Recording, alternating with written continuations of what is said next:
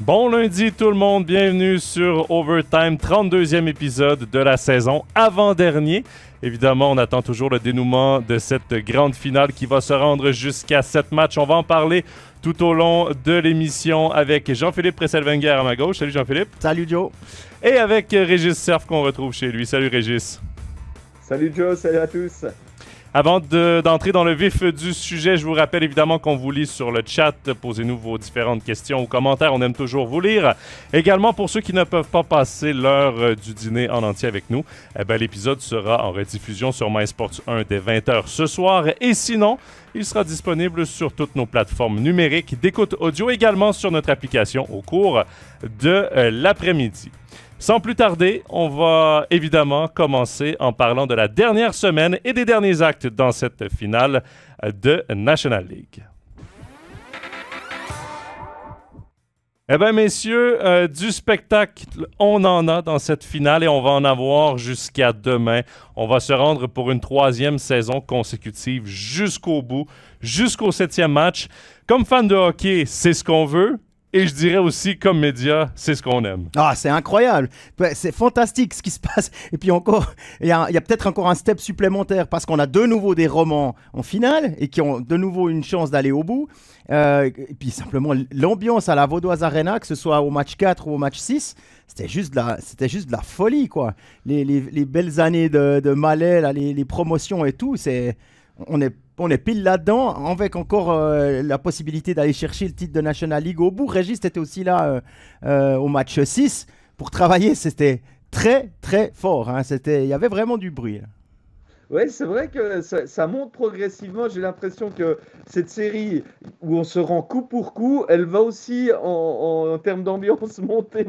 Et on peut imaginer que là, les Zurichois prévoient déjà pour demain de la riposte, si j'ose dire, pour dire bon, on va tout jouer sur ce match. Ce sera nous, l'homme supplémentaire sur la glace. Mais c'est extraordinaire, toutes ces émotions que le public vit, partage.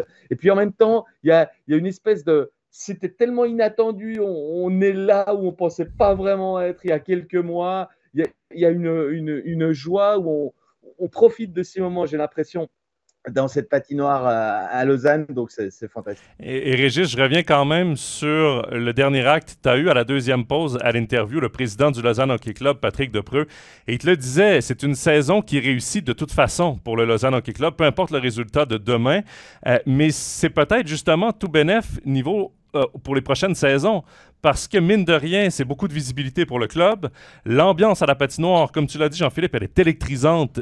Mine de rien, les gens vont vouloir revivre ça dans les prochaines saisons. C'est une belle publicité aussi pour le club. Moi, je trouve que là, on est en train de tourner la page définitivement d'années compliquées. On ne va pas tout le temps revenir là-dessus, mais Lausanne avait beaucoup perdu en termes de popularité. On sentait bien que dans les coulisses, dans la patinoire, tout le monde vivait ça péniblement. Et puis, il faut reconstruire quand c'est comme ça. Et quand on a l'aide du sportif, comme ça, maintenant, pour donner un coup d'accélérateur, pour retrouver, parce qu'il ne faut pas l'oublier, Lausanne, c'est une ville de hockey. Je veux dire, le hockey n'est pas né pendant cette finale ou ces playoffs. Il ne s'est pas construit depuis quelques semaines. On est tous là pour dire, mais Malais a vibré bien avant dans l'ancienne patinoire. Il y a toujours eu des gens prêts à s'emballer pour ce club. Simplement, il y a eu un problème pendant une période. Et puis, il fallait un certain temps, puis maintenant il y a ce coup d'accélérateur et c'est un Lausanne version hockey qui est complètement retrouvé. Ouais, c'est très intéressant. Moi, évidemment, je vis sur le canton de Vaud. Jean-Philippe aussi, on le sent justement, cette effervescence du hockey aussi. On s'en fait beaucoup parler. Bon, évidemment, il y a Marc qui nous demande une prono pour demain. On va en parler un petit peu plus tard dans l'émission. Patrice qui nous parle d'une sacrée pression pour Zurich demain. Bon, messieurs, on doit revenir évidemment sur les derniers actes. On va commencer par l'acte 5. On a beaucoup parlé, d'ailleurs, on en a parlé dans l'avant-match, de l'avantage de la patinoire. Ça s'est fait sentir tout au long de cette finale. C'est probablement parce que on en parle toujours, année après année, dans la course au play-off, on en parle de l'avantage de la patinoire. J'ai l'impression que dans cette finale-là, c'est vraiment la preuve que oui, l'avantage de la patinoire peut faire une différence. Oui, de jouer à domicile peut faire une différence sur un match et sur une série. Et ça va être le cas demain. L'avantage de la patinoire de Zurich va être important. Mais en même temps, c'est vrai que ça donne un sacré coup de pression. Ah, oui et non. Je suis non mais oui, d'un côté, il y a une pression sur le ZSC, comme le disait Patrice dans le chat, parce que on attend ce titre depuis longtemps. On l'a déjà raté 2 fois, on va dire, une fois en finale, une fois avant la finale, alors que Grönborg avait ce qu'il faut en main. Grönborg qui est d'ailleurs champion en Finlande avec Tappara cette année, donc il devait quand même faire des choses justes. Et puis, alors de ce côté-là, oui, on a cette pression, on doit gagner avec Zurich. On a survolé la saison régulière, on a toutes les stars qu'il faut, mais d'un autre côté, on a une équipe, et à mon avis, le mot équipe est plus fort du côté lausannois que du côté, au niveau des individualités. Si on regarde vraiment sur la glace, au niveau des individualités sur le papier, maintenant avec Weber et Balzers blessés, est-ce qu'ils reviennent ou pas? Dans quel état? Enfin, il y a beaucoup on va peut-être avoir un petit miracle des playoffs. Voilà, il y a beaucoup d'interrogations. Quel est l'état de santé de Grant? Quel est l'état de santé de certains Lausannois? On peut se poser la question aussi. Avantage, oui, mais à double tranchant, parce que Lausanne n'a vraiment rien à perdre. Rien à perdre, et c'est souvent comme ça qu'on est le plus dangereux. Bon, dans les 2 derniers matchs, Lausanne a connu un très bon début de match. Dans l'acte 5, dans l'acte 6, c'est vraiment ce qui a retenu, moi, mon attention. Surtout lors de l'acte 5 à Zurich. Vraiment, le début de match de Lausanne était comme s'ils jouaient à domicile. C'est incroyable à quel point leur pression en zone adverse faisait la différence. Ils ont amené beaucoup d'émotions dans le match. Ils ont vraiment pris à contre-pied les Zurichois. Mais c'est une mauvaise pénalité de Glauser qui a coupé le rythme des Lausannois. Ça a été le cas aussi dans l'acte 6. Même si Lausanne a réussi à gagner de brillante façon, c'est quand même la pénalité à Sekac qui a coupé le rythme qu'imposait Lausanne dans le premier tiers. Régis, mine de rien, il faut apprendre de ses erreurs. Et du côté de Lausanne, on peut s'attendre à un bon début de match, mais il faudra éviter de voir des pénalités aussi.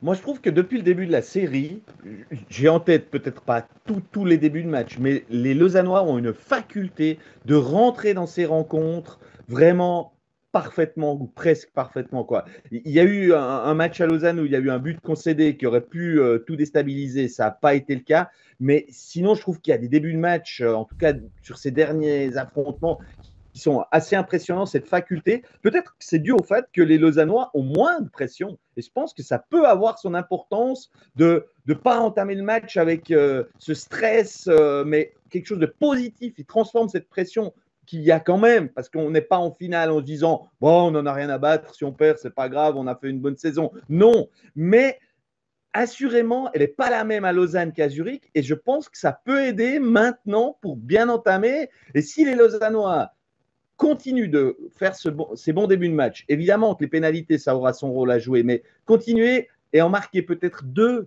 ça changerait aussi. En marquer 2 à Zurich, mener 2 buts d'avance et pas que d'un, ça pourrait aussi changer un petit peu les choses. Mais à Zurich, par les pressions, je peux rebondir là-dessus quand même, parce que je pense qu'à Zurich, c'est sûr, il y a beaucoup de joueurs là qui sont des top joueurs suisses, hein, des Malguin, Andrighetto, des Weber, Koukan, mais qui n'ont rien gagné. Hein, et eux, ils savent que sur ces 60 minutes, peut-être un peu plus, ils jouent quand même gros. Et pour j'ai envie de dire, pour leur compte à eux aussi, ils jouent pour le club. Ils ont la pression du club, mais pour eux aussi, pour leur carrière. Hollenstein aussi a rien gagné. Il arrive gentiment vers la fin de sa carrière. Donc, forcément, il faut essayer de profiter peut-être de cette pression supplémentaire. Moi, je partage assez bien cette idée, grosse pression sur les autres, plus que sur Lausanne. Reste que de jouer en tant que négligé, en tant qu'underdog, ça fait que Lausanne est rentré dans cette série en ayant justement rien à perdre parce que personne ne croyait vraiment en eux. Mais, au début de saison, on l'avait mis quoi? 6, 7? On avait mis 6, 7. 6e, OK. Là, ils nous ont fait mentir en finissant 3e, connaissent de bons playoffs en sortant Fribourg, mais avec ce que Zurich avait démontré tout au long de la saison, on se disait, ouf, ça va être compliqué. Exactement, oui. Et là, un match de gagné. On crée l'égalité 1-1 dans la série du côté de Lausanne. 2 matchs de gagné, c'est 2-2. Là, c'est 3-3. J'ai l'impression que tout le monde se met à y croire. Les joueurs, maintenant, y croient aussi. Et c'est là la beauté d'être underdog, d'être négligé. C'est que justement, tu rentres avec moins de pression, mais tu finis par te donner les éléments de confiance pour y croire. Alors que du côté de Zurich, chaque coup est un coup dur. C'est un coup sur la confiance. Et c'est là que ça peut jouer sur 7e match. Je suis d'accord à un point près, je dirais que les joueurs de Lausanne sont quand même les premiers à avoir eu confiance en eux.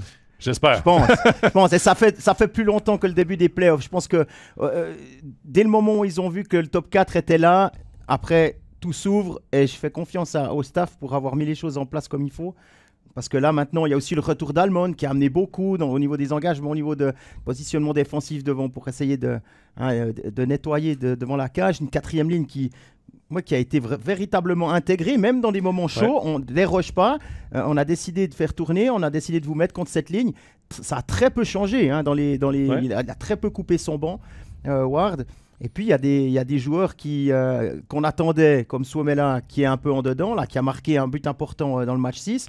Et puis, il y a des joueurs qu'on attendait peut-être un peu moins ou qui arrivent avec cette confiance à être parfaitement au-dessus, ou à leur niveau, voire au-dessus de leur niveau. Je pense à un Damien Ria. Damien Ria qui fait quasiment tout juste, quoi. On retrouve le Damien Ria buteur, etc. Il a encore 2 buts dans le match 6, avec encore un assist. Enfin, il est vraiment... On peut parler de Kovac aussi, hein, Régis, si tu veux. Ce serait intéressant. C'est vrai qu'on l'attendait pas. On l'attendait pas, on peut le dire. Hein? Non, pas comme ça.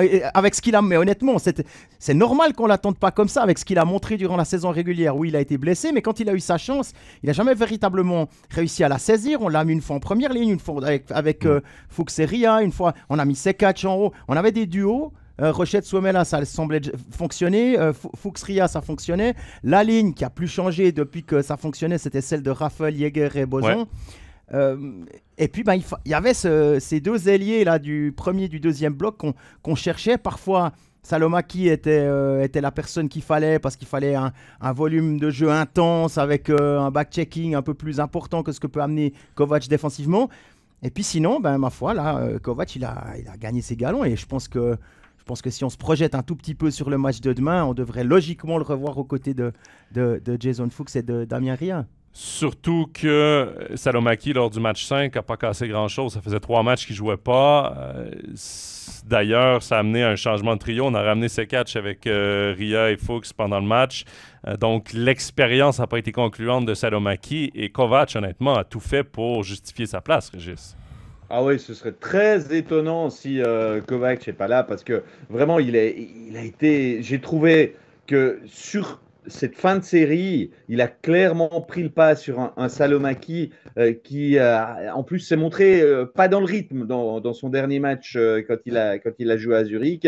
Même si on attend toujours que Kovac soit bon à l'extérieur, en tout cas meilleur ou plus proche de son niveau à domicile, on sait qu'il est plus porté à l'offensive et que c'est peut-être davantage ce qui lui correspond. Mais je pense que sur ce match-là, je ne vois pas comment, s'il est en forme, s'il est physiquement apte, il va jouer ce match 7. Voilà. Je trouve intéressant que tu parles, on attend Kovac maintenant à l'extérieur. C'est presque tout le deuxième trio qui est en deçà à l'extérieur par rapport aux performances à domicile. Juste avant l'émission, je comptabilisais justement les points juste de Ria et Fuchs à domicile versus à l'extérieur dans cette finale. C'est 3 points sur la patinoire de la Swiss Life Arena et 8 points sur la patinoire de la Vaudoise Arena. Évidemment, c'est pas une énorme différence, mais c'est que sur 3 matchs à chaque endroit. Mais ça a été le cas aussi toute la saison, Jean-Philippe. Là, c'est le match le plus important. Et ce trio-là, Jeff Ward en a besoin. Les gars devront trouver une façon de, s'ils ne produisent pas offensivement, au moins d'être hyper responsables défensivement, parce qu'ils ont été à l'origine, il y a eu des petites erreurs défensives sur le 2-0 du Zurich lors de l'acte 5, ils étaient sur la patinoire. Au moins, s'ils ne produisent pas offensivement, ils devront être responsables défensivement aussi. Ouais, bon, un petit truc encore, Olivier nous dit que Kovac a pris un coup sur le genou en fin de match. Oui, c'est vrai. Et possible qu'il y ait peut-être un petit bobo ou quelque chose à voir si tout à coup on préfère pas envoyer Salomaki. Mais pour un dernier match comme ça, match 7, si Kovac te dit coach, ça va, je pense que. En même temps, ce ne serait pas le seul blessé. Non, ça c'est sûr. Ça c'est certain. Pour revenir à la différence de l'extérieur et comme ça, je pense que c'est assez explicable par simplement le dernier changement, il est du côté de Mark Crawford. Puis là, on a vraiment 2 coachs qui se regardent, qui s'adaptent et qui font les choses à leur manière. on lui a pas laissé faire ce qu'il veut à Jeff Ward. Hein. Jeff Ward, il a eu un peu plus de latitude quand il a joué en demi-finale contre Fribourg-Gotteron, où là, on a vu qu'il avait peut-être quelques années d'avance sur Christian Dubé. Par contre, là, face à Crawford, ça marche pas. Et on se retrouve souvent justement avec la ligne que Zurich veut imposer à Fuchs et Ria. Et voilà, la résultante, la conséquence, c'est que logiquement, ils produisent un peu moins. Moi, j'ai peut-être quand même. Allez, on a un match 7. On sait que c'est des matchs spéciaux. On n'a évidemment aucune idée quel sera le scénario. On se doute que ça va se jouer sur des petites choses, que ce match il va se jouer à 1 ou 2 buts. Que voilà, c'est un peu le seul feeling que je trouve qu'on peut avoir. Mais est-ce que pour essayer, j'ai envie de dire, de perturber Crawford, l'idée, ça pourrait pas être de dire, eh ben, toi, tu veux jouer ton match-up, ben moi, je vais t'aligner tout de suite une ligne que tu vas pas comprendre. Quoi.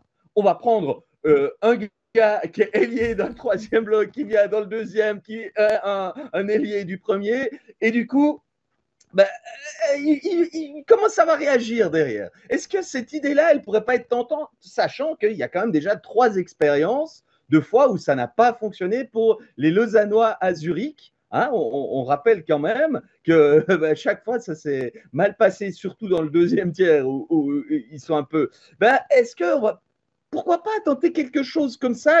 Est-ce que c'est un pari qu'on ne pourrait pas imaginer? Je vous lance là ce pavé dans la mare. Moi, je ne suis pas entraîneur, je n'ai pas les diplômes, mais vous en pensez quoi de ce que je vous dis? Ouais, écoute, honnêtement, moi, j'y crois pas. Quand tu as des choses qui fonctionnent, tu n'essayes pas pour juste entrer dans la tête du coach adverse au match 7 d'une finale. Non, j'y crois pas.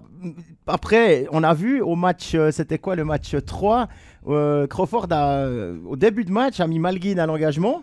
Et puis, si je me souviens juste, c'était Riedi et Chris Baltisberger, ou bien Riedi et Sheppy, qui étaient sur les ailes à la place d'Andrighetto et Baltzers pour le premier shift. Et puis, dès que ça a été tapé un petit peu dans la bande et tout ça, puis hop, ils sortent, puis là, on remet les grands, et puis Malguin enchaîne un 2e. À voir. Moi, je pense, évidemment, tout dépend d'où va le match. Si, par exemple, Lausanne est en retard, je me doute qu'il va y avoir des changements de trio. Mais pour commencer, je pense que Jeff Ward va vouloir que son équipe dicte le ton dans cette rencontre. Et pour ça, tu dois avoir tes meilleurs trios avec tes meilleures combinaisons possibles, les joueurs qui se connaissent, les trios qui ont marché. Pour ça, je pense qu'on va tout simplement aller dans la même direction, simplement parce que tu veux dicter le ton du match, tu veux pas te faire dicter le ton du match, tu veux pas réagir à l'adversaire, tu veux que l'adversaire réagisse à toi.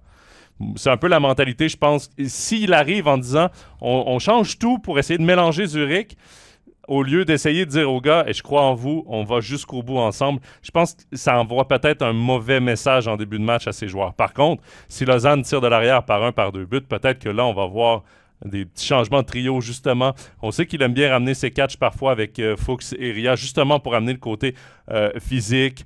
Il y a eu quand même une chimie entre ces trois-là qui avaient opéré, rappelons-le, il y a 2 ans. Il y revenait souvent. Il revenait souvent. Il a réessayé de les mettre. Puis c'est pas nécessairement un mauvais gamble. C'est pas un mauvais pari de ramener ses catchs sur ce trio-là. Donc ce serait intéressant à voir.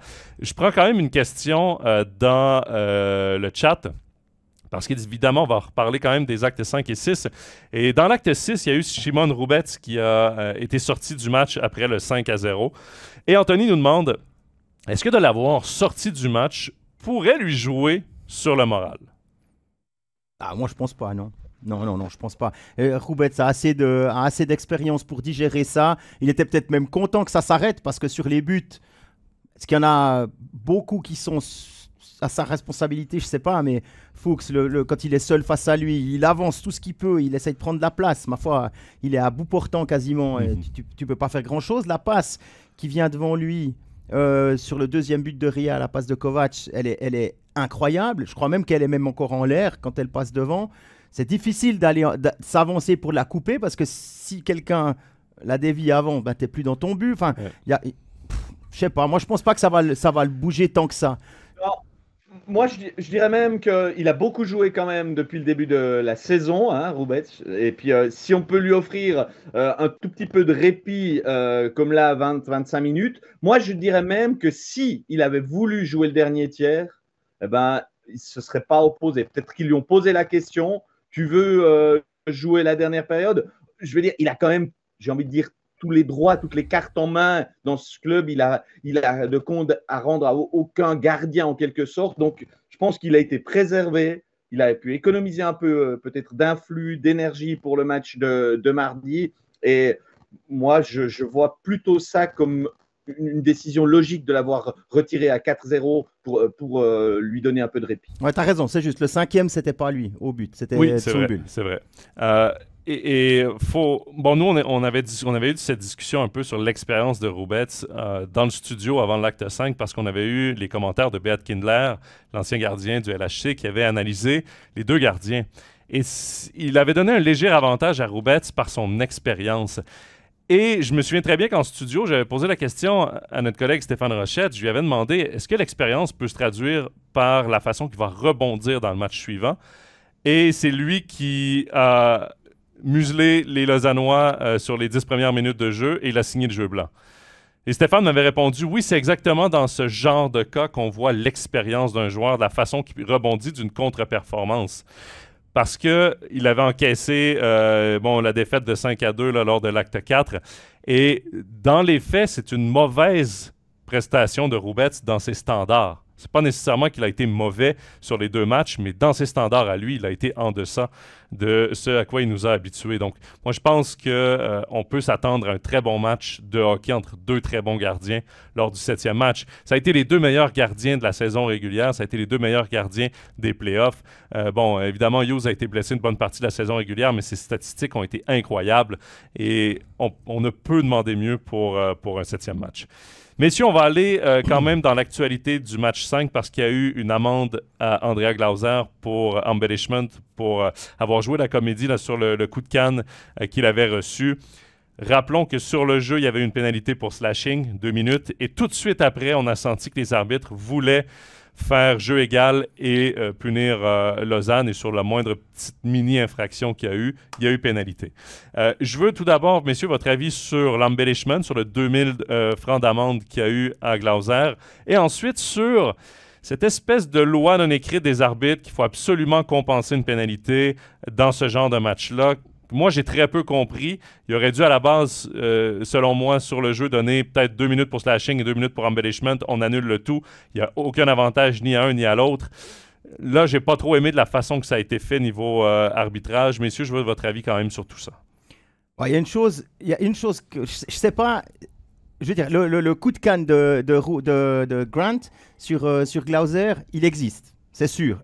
Ouais. Maintenant, moi, je suis pas à la place de Glauser, je sais à peu près à quoi ressemble un équipement de hockey, mais on ne sait pas si c'était vraiment fort ou pas, il a eu mal ou pas. Si tu as mal... Si c'était bien placé ou pas. Ouais, non, parce mais que voilà, ça peut être entre les protections. Oui, bien sûr, je sais bien. Et c'est pour ça que je nie pas le fait que Glauser ait eu mal. Il a vraiment peut-être été touché, et nous, comment on peut le savoir ça? On ne le sait pas. Donc, moi, après, et puis les arbitres. Puis les arbitres. Moi, j'ai eu l'info qu'il avait une marque voilà. au-dessus de l'aine. Donc voilà. Donc si en plus il y a vraiment quelque chose, après, est-ce que ça fait vraiment tomber? Que ça lui fasse mal? Ok. Après, c'est peut-être juste un mauvais réflexe. T'es là, tu te plies parce que ça fait mal. T'en rajoutes juste ce qu'il faut pour.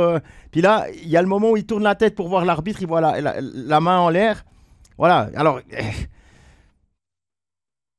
C'est le seul petit truc qui me gêne. Mais pour la pénalité, pas de problème. Mais pour parler de cette histoire et de la réaction des arbitres, moi je me mets un tout petit peu à la place des arbitres qui ont vu la faute, donc ils la sifflent, ils vont donner la pénalité, et puis ensuite, qu'est-ce qu'ils font? Ils regardent là-haut, il y a des beaux écrans à Zurich, on peut revoir que, peut-être qu'il en a rajouté. Mais je crois que justement maintenant, il y a eu une fois pendant le championnat, j'ai plus en détail exactement ce qui s'était passé, mais un arbitre a puni en ayant vu ça au tableau. Et je sais qu'ils n'ont pas du tout aimé. Il me semble même qu'il avait été, entre guillemets, sanctionné de quelques matchs où on l'a laissé se reposer pour digérer cette histoire. Donc, même s'ils ont vu ça, ils se sont en tout cas pas dit « Ah, on veut le rattraper et lui donner cet embellishment avec 1 minute de retard. » Donc, jusque-là, je comprends tout à fait la décision des arbitres. Maintenant, est-ce qu'on ne peut pas humainement dire bon, il y a un moment donné où si on voit quelque chose qui traîne de Lausanne, on ne laissera rien passer. Je pense que c'est un réflexe humain. Comme par exemple un surnombre à 4 contre 5 ou un truc minime qu'on voit juste pas. Ah non, Ouais, sérieux, ouais, les gars. Ils l'ont pas vu. Est-ce qu'ils l'ont pas vu ou est-ce qu'ils n'ont pas voulu le donner? Je veux dire, ça dure presque 6-7 secondes où il y a véritablement 5 Lausannois sur la patinoire. Et puis, c'est pas un changement comme il y avait eu contre Davos ou comme ça, où c'est limite. C'est un joueur de trop qui saute sur la patinoire. C'est vraiment, on joue à 5. Oups, ah merde, on est 4 en fait. Brrr, demi-tour. Et là, ça peut un peu changer les choses. Est-ce que tu mets une équipe à 5 contre 3 à cause d'un surnombre? Dans les règles, oui. Là, est-ce qu'ils l'ont pas vu? Vraiment pas vu. C'est incompréhensible qu'il ne l'ait pas vu parce qu'il y a le juge de ligne juste à côté. Je me souviens Fuchs, plus. je crois qu'il repart. C'est Fuchs qui repart. Ça, c'est sur l'acte 6 parce que sur l'acte 5, c'était Salomaki, parce qu'il y a eu 2 fois les surnombres. Quand Salomaki passe, il a un juge de ligne à côté de lui. Et le juge de ligne voit très bien qu'il n'y a personne qui ressort du banc. Donc, tu fais 1 plus 1 égale 2. Il y a 4 joueurs sur la patinoire, un joueur qui rentre. OK, tu peux l'appeler. Et Stéphane était dans tous ses états que ça n'a pas été appelé sur le plateau parce qu'elle était évidente. C'était même plus là, la zone de changement d'1,5 mètre. Le mec est rendu au milieu de la patinoire. C'est incompréhensible. Ouais. Bon, ben voilà, c'est passé. Il n'y a pas eu... Finalement, l'équipe lésée, à chaque fois, se retrouve gagnante à la fin. Peut-être que... C'est peut-être un signe que, bon, ils ont eu de la chance. Parce que si ça influe directement sur le résultat final du match, et surtout dans un match 7. Je me réjouis de savoir qui aura la chance d'arbitrer ce match-là. Mais là, il va falloir être costaud. Et Zurich, les matchs 7, ils aiment plus trop depuis 2018. Non. Ils en avaient 3. Ils en avaient 3 d'avance. Ça n'a pas suffi contre Zug. Et puis, je rappelle qu'en 2018, ils ont été gagnés à l'extérieur. À Lugano. Donc voilà, il y a plein de petites choses qui disent que c'est pas impossible d'aller gagner un 7e match à l'extérieur. Ouais. Messieurs, je vais quand même dans le chat pour terminer sur l'embellishment de Glauser. Il y a Yannick qui dit que c'est un embellishment quoi qu'il arrive, mais pas une simulation. Et j'aime bien la différence entre les deux. C'est que oui, il y a eu un coup de canne, mais il en a peut-être un petit peu rajouté. Ensuite, il y a Olivier qui dit que cet embellishment a surtout réveillé Zurich et son public.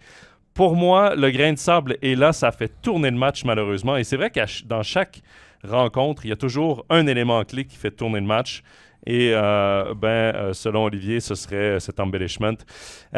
Jean-Philippe, tu as parlé justement des 7e matchs, les derniers 7e matchs de Zurich.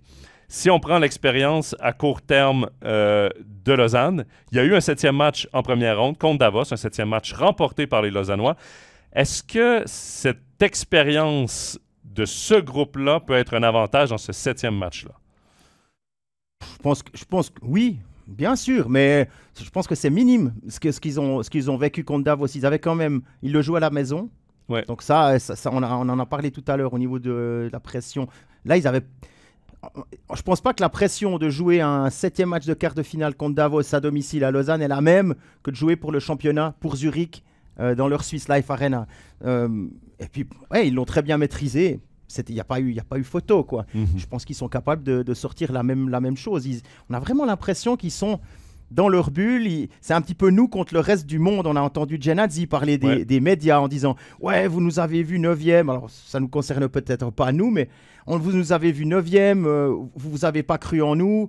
Et ça, c'est une technique pour souder un groupe. C'est nous contre le reste du monde. Il y a une critique, tu la mets au vestiaire. Les gars, regardez, même machin, là, il ne croit pas en nous, mais nous, on sait. Et je pense qu'avec cet état d'esprit-là, peu importe qui y a en face, tout est possible. Régis, est-ce que Zurich te déçoit un peu dans cette finale? Moi, c'est le cas, par le sentiment d'urgence qui semble inexistant. Je te rejoins tout à fait. Clairement, j'ai vraiment l'impression que c'est une équipe qui est dans la réaction plus que dans l'action.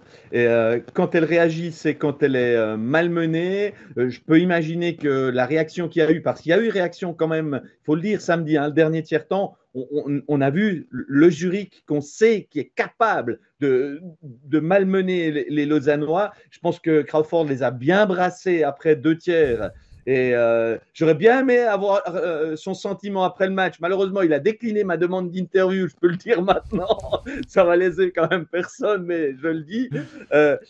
Mais ce Zurich qui n'y va que par sentiment d'urgence, de provisoire, intermittent, on peut le dire comme on veut. J'ai une équipe que j'ai un peu de peine à cerner à ce niveau-là, je dois le dire. Je ne sais pas si elle se repose sur ses, en se disant, de toute façon, on va y arriver, c'est pas grave, on est capable, j'ai pas encore pu trouver si c'était une forme peut-être d'arrogance de se dire, bon, de toute façon, c'est pas grave, on perd le match 6, mais on a un 7e à la maison, puis comme on est les meilleurs, ça va passer. J'arrive quand même pas à penser ça. Mais je m'interroge sur cette équipe qui a besoin d'être provoquée, comme là, on a vu la simulation ou l'embellishment sifflé contre Glauser. C'est ça qu'il a piqué au match 5 pour réagir. Et, à Lausanne, elle a attendu d'être menée 5-0 ou 5-1 pour vraiment avoir une réaction en fin de match.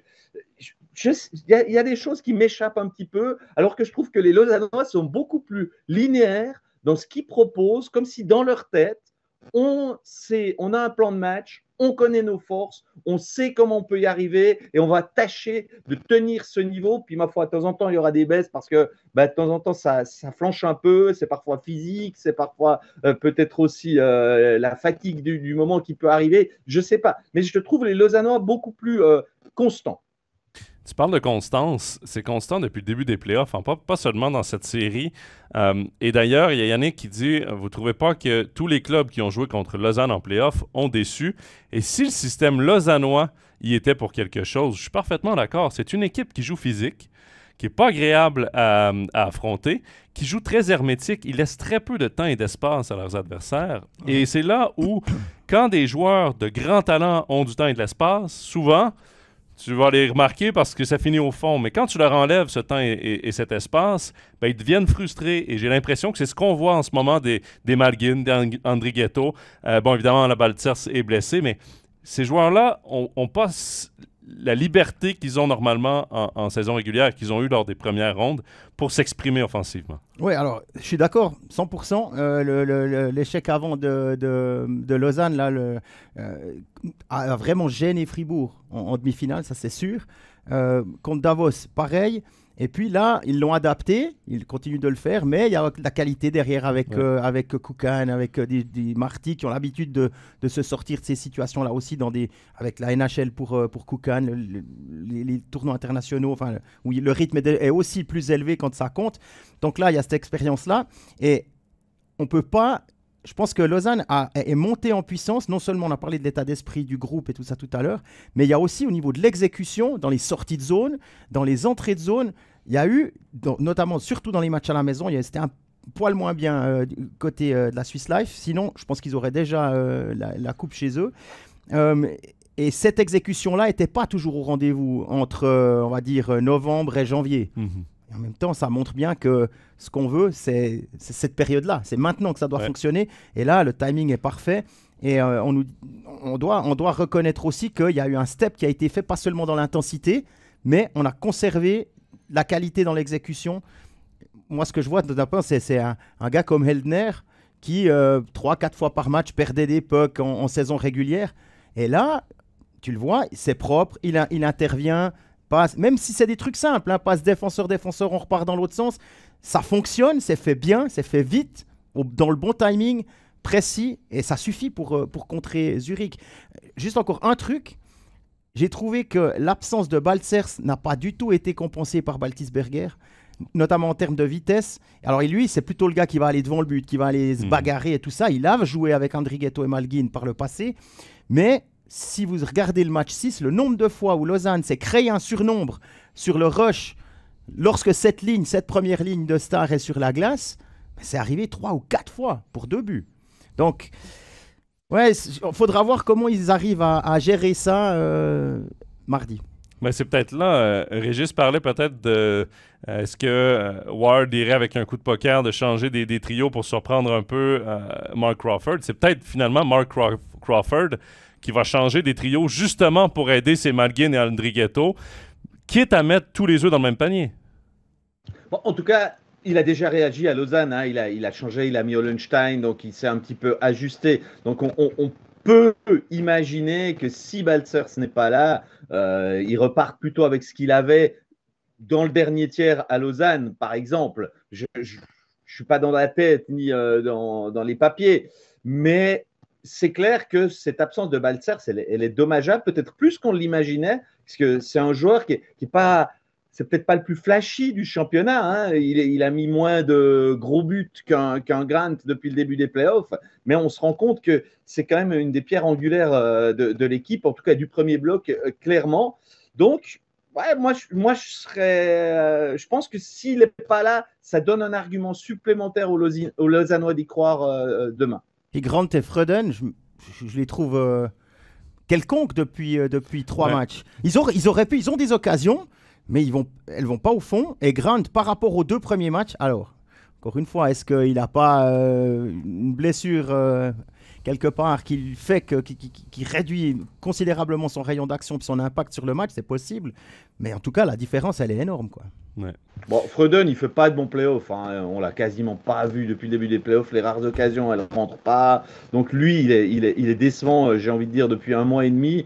Mais Grant, cette baisse de régime, je partage ton avis, il doit certainement pas être à 100%. C'est plus le même qu'il y a 2 semaines. Pourtant, Freuden, il avait fait des très bons playoffs en HL avec Coachella jusqu'en finale de la Calder Cup. Là, c'était... Ouais. Et moi, je vois une grosse différence quand même avec l'équipe de Zurich qui a perdu en 7 matchs contre Zug il y a 2 ans. Il y avait dans cette équipe, à Divedo, il y avait Kruger qui était là pour prendre des mises en jeu, qui était là pour se sacrifier, pour faire des missions défensives et tout ça. Et ces gars-là avaient vraiment eu un apport très, très important. Et dans un match, par exemple, les matchs à Lausanne, c'est le genre de joueur, justement, qui peut faire taire l'équipe adverse.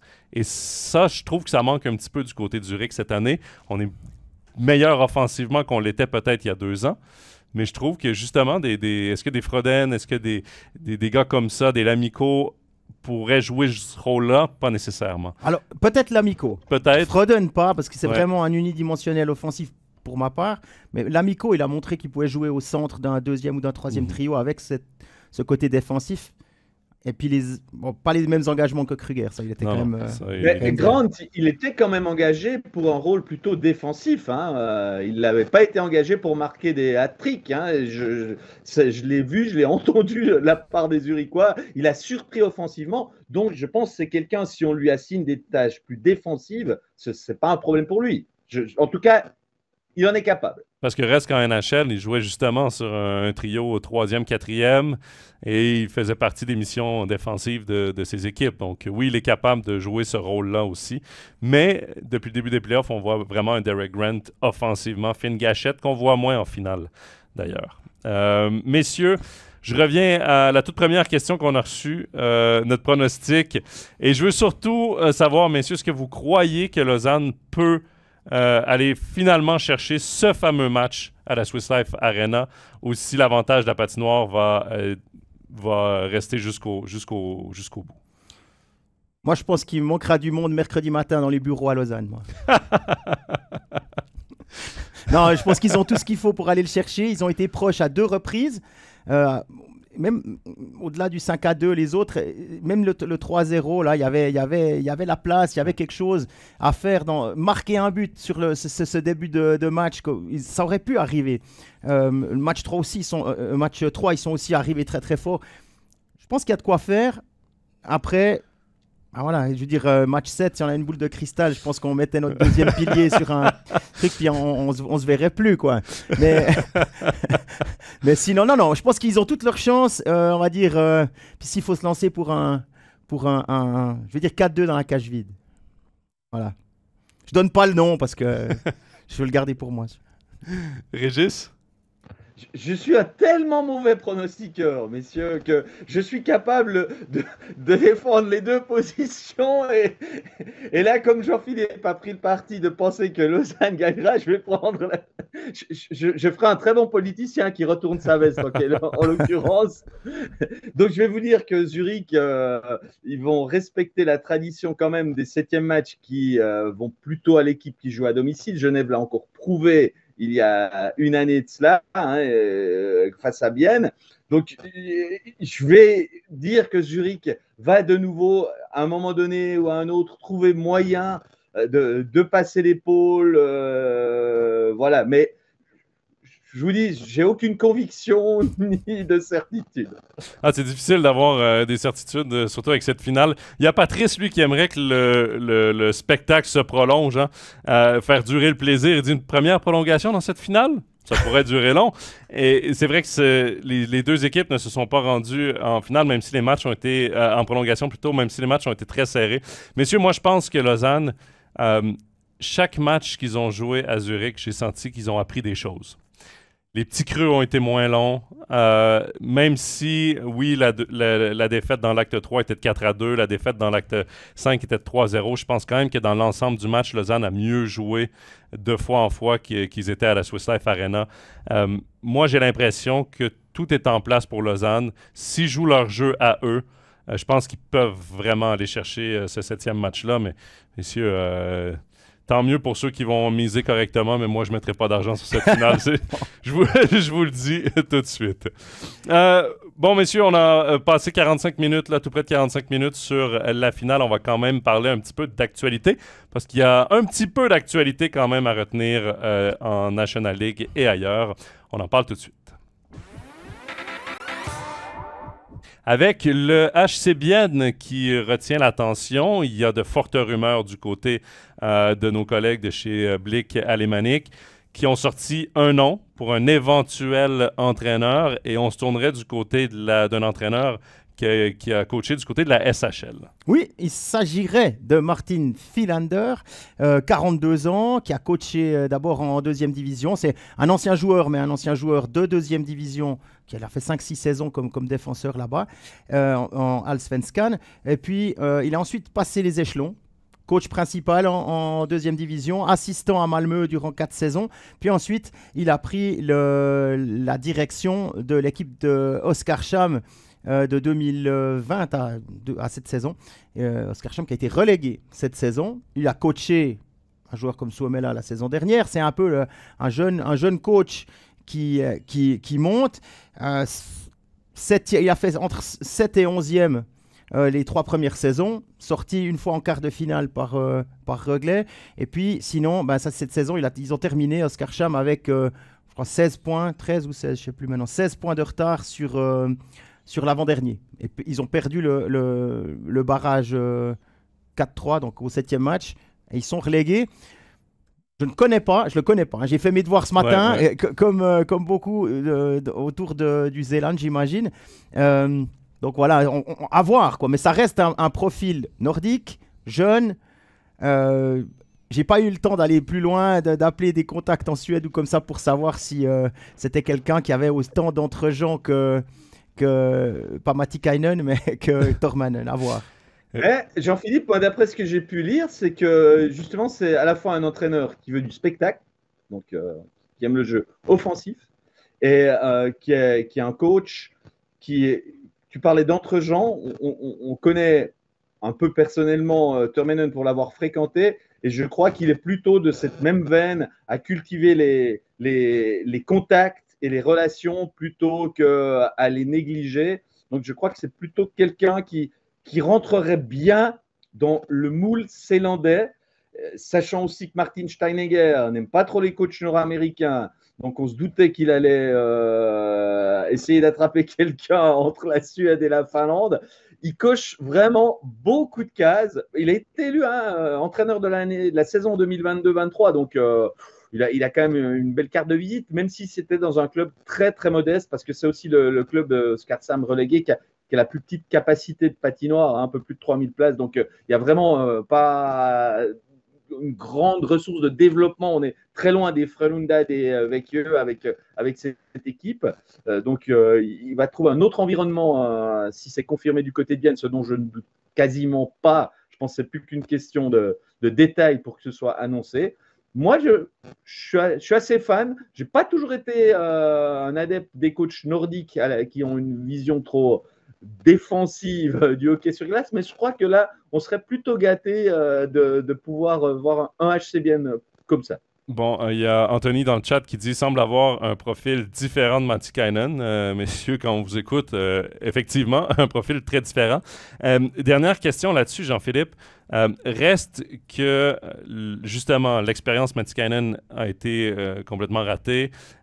Maintenant, Steinegger, il prend la chance d'aller chercher, ou le risque, selon comment on le voit, d'aller chercher encore un entraîneur qui ne connaît pas notre championnat. Est-ce que tu penses que il joue un peu son poste avec un autre entraîneur qui ne connaît pas le championnat? Est-ce qu'il aurait dû y aller un peu de façon un peu plus sûre avec quelqu'un qui connaît le championnat, qui connaît certains joueurs, ou si tu penses que c'est un bon gamble de sa part? Ben, je pense que c'est un bon pari. C'est un bon pari parce que j'ai aucune information qui pourrait me dire le contraire. Donc, je vais plutôt faire confiance à Martin Steinegger, c'est son job.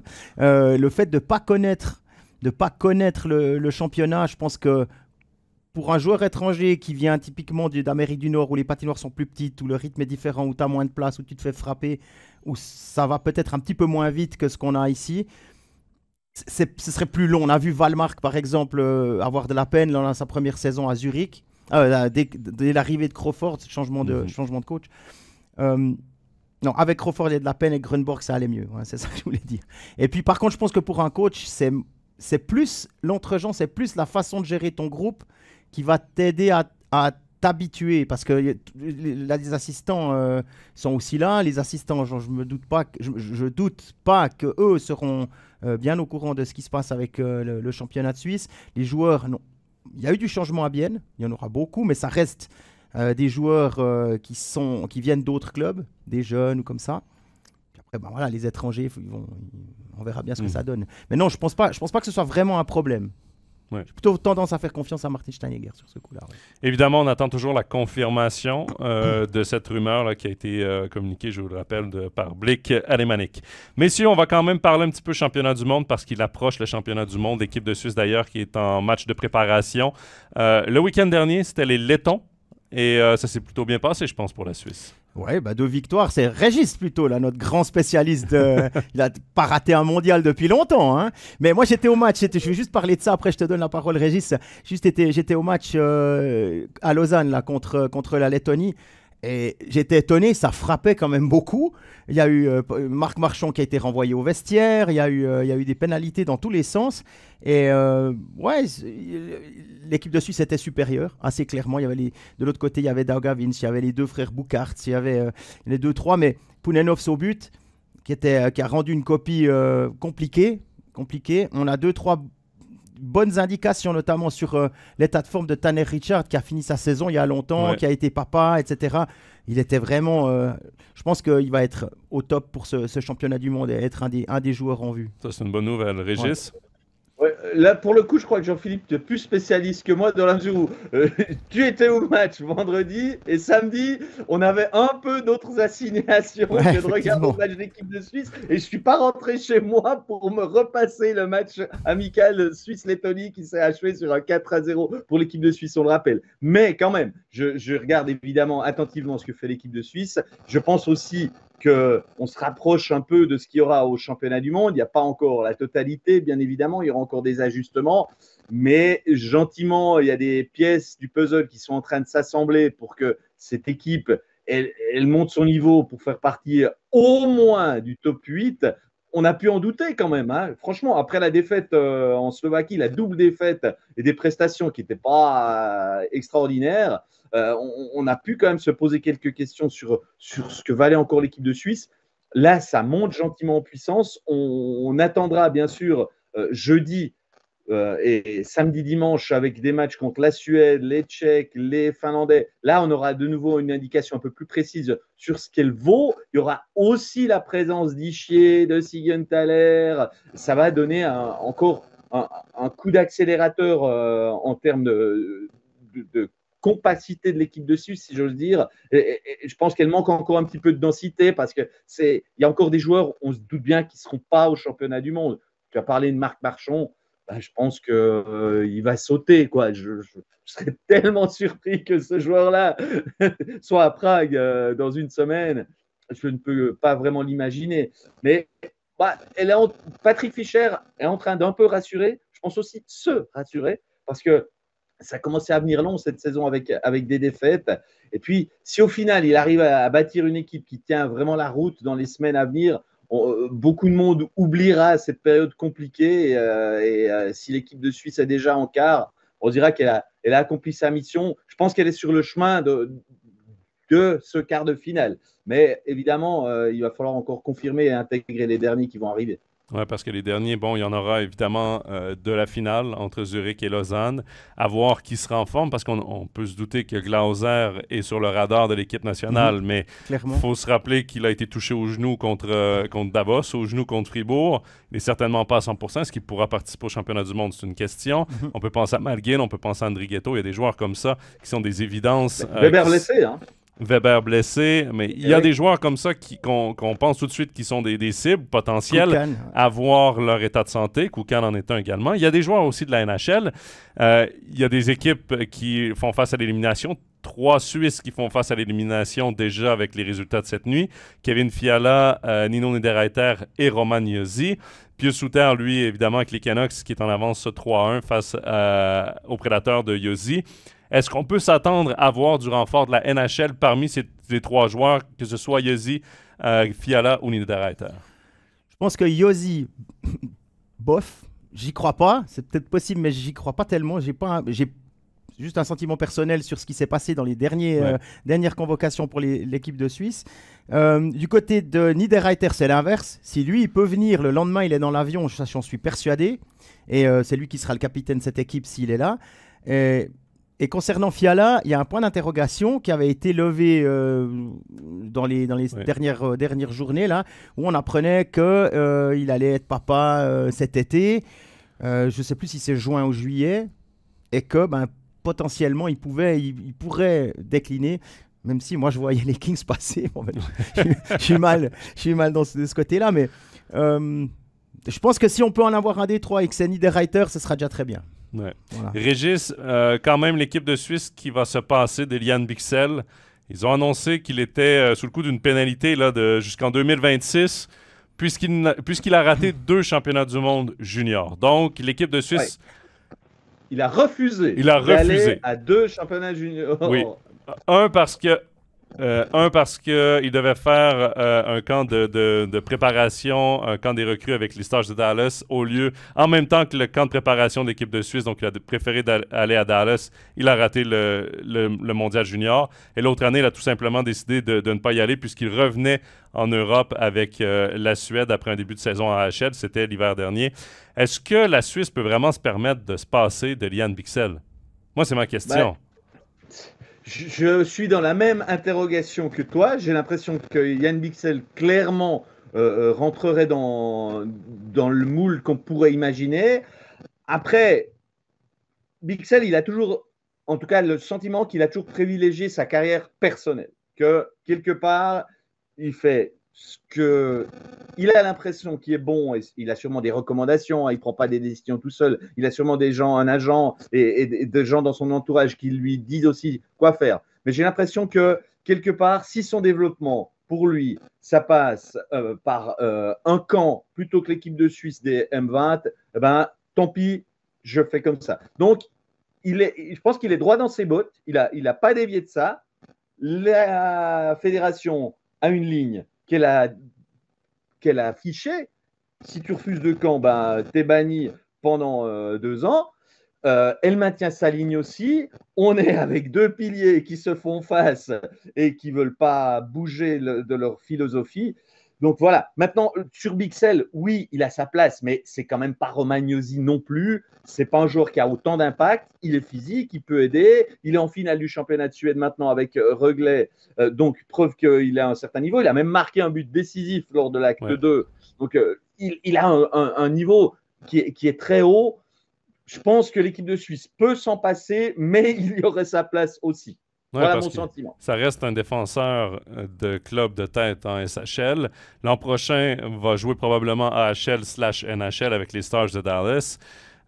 Si par exemple, il connaît une très très bonne première saison NHL à l'été 2025, là, on va s'en mordre les doigts de ne pas avoir Lian Bichsel. Moi, c'est ce que j'ai l'impression, mais au moins, on l'a annoncé d'avance. Je suis pas d'accord avec cette décision, mais au moins, on l'a annoncé d'avance. On sait déjà qu'on n'aura pas Bichsel jusqu'en 2026. Si on se souvient, il me semble que c'était avec Malgin qui avait déjà eu, il y avait déjà eu 2-3 trucs dans ce style. Il avait aussi dit finalement, bah écoute, non, tu viens pas, quoi. Les règles sont connues. Si, comme disait Régis, tu fais des choix en connaissance de cause. Et puis, il faut que du côté de la fédération, si tu donnes des règles, tu peux pas à chaque fois, parce que ça t'arrange, dire « Ah mais non, toi, tu peux venir. » Parce que ce serait bien. Ben non, les règles sont là. Si un joueur décide de pas venir 2 fois pour des bonnes raisons de son côté, qui sont moins bonnes pour la fédération, mais ma foi, c'est la responsabilité du joueur. Il faut tenir ce que tu dis, parce que là, sinon, tu passes pour... c'est comme si Gerd Sennheiser et Fribourg-Gotteron, après tout ce qu'ils ont dit sur Bikoff, leur signaient pour une année. Tu peux pas faire ça. Tu peux pas. Et il y a quelque chose qui va peut-être changer aussi, parce que là, évidemment, cette décision-là, elle est surprenante. Elle péjore la Suisse, évidemment. Mais les États-Unis, avec Bill Guérin qui s'occupe de l'équipe, l'a dit ouvertement, si les joueurs veulent avoir une chance de jouer aux Olympiques, ils devront enfiler le maillot de l'équipe américaine au championnat du monde. Et ça fait venir des Américains. D'ailleurs, ils ont déjà sorti leur line-up. Il y a du lourd au niveau des Américains. Il y a des Dylan Canadiens... Larkin, par exemple. Oui. Et puis Alex Lyon au goal. Il y a des Canadiens aussi qui vont enfiler le maillot de Team Canada qui, normalement, vont pas au championnat du monde. Donc, peut-être justement que des gars comme Bichsel vont regretter leur choix et qu'à l'avenir, les joueurs qui ont du potentiel, avec la possibilité de jouer aux Olympiques, vont peut-être dire, ben OK, je vais faire tout ce qu'il faut. Je vais aller au Mondial M18, je vais aller au Mondial M20, je vais aller au championnat du monde. Je vais représenter mon pays parce que à chaque 4 ans, ben, il y a une possibilité des Olympiques et ça reste quand même la plus grande plateforme de hockey au monde. Ça reste les Jeux olympiques. Donc, voilà pour notre petit détour par le championnat du monde, messieurs. Et ça, c'est ce qui va mettre fin d'ailleurs à l'épisode d'aujourd'hui, le 32e de la saison d'Overtime. Évidemment, je vous remercie dans le chat d'avoir participé, de nous avoir regardé. Merci également à Jean-Philippe et à Régis pour l'émission. Messieurs, on va évidemment suivre attentivement le match de demain, le 7e match de la finale, la finalissima entre Zurich et Lausanne. Studio dès 19h40, match, le coup d'envoi dès 20h. Donc, c'est un rendez-vous à ne pas manquer sur MySports 1 et en Free TV sur l'Aimant Bleu. Et ben, on va se retrouver pour le tout dernier épisode d'Overtime lundi prochain sur le coup de midi. Voilà, messieurs. Bye bye, bonne journée à tous. Bonne journée, bonne semaine, bye.